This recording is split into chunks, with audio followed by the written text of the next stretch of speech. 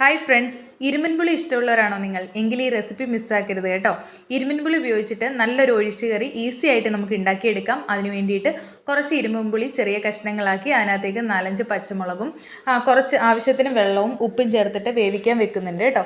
വേവിച്ച ഈ കഷ്ണങ്ങൾ നന്നായിട്ട് ഉടച്ചെടുത്തതിന് ശേഷം അരമുറി തേങ്ങയിലേക്ക് ഒരല്ലി വെളുത്തുള്ളിയും 2-3 ചെറിയ ഉള്ളിയും നല്ല ജീരകവും മഞ്ഞൾപ്പൊടിയും ആവശ്യത്തിന് വെള്ളവും ചേർത്തിട്ട് നന്നായിട്ട് പേസ്റ്റ് രൂപത്തിൽ അരച്ചെടുക്കുന്നുണ്ട്.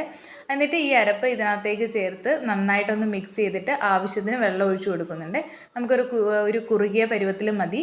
ആ ഒരു പരുവത്തിലാകുമ്പോഴത്തേക്ക് ലോ ഫ്ലെയിമിൽ വെച്ചിട്ട് ചൂടാക്കി കൊടുത്താൽ മതി, തിളയ്ക്കരുത്. ഒന്ന് ചൂടാക്കിയതിന് ശേഷം നമുക്ക് അതിനകത്തേക്ക് കടുക് വറുക്കാം.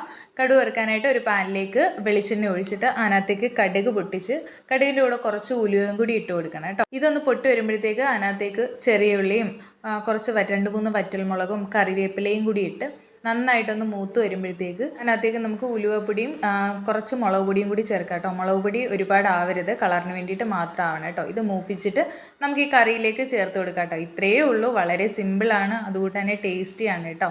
പെട്ടെന്ന് നമുക്ക് ഉണ്ടാക്കിയെടുക്കാം. അപ്പോൾ വീട്ടിലെല്ലാവരും ഒന്ന് ട്രൈ ചെയ്ത് നോക്കുക. വീഡിയോ ഇഷ്ടപ്പെട്ടാൽ സപ്പോർട്ട് ചെയ്യാൻ മറക്കല്ലേ കേട്ടോ.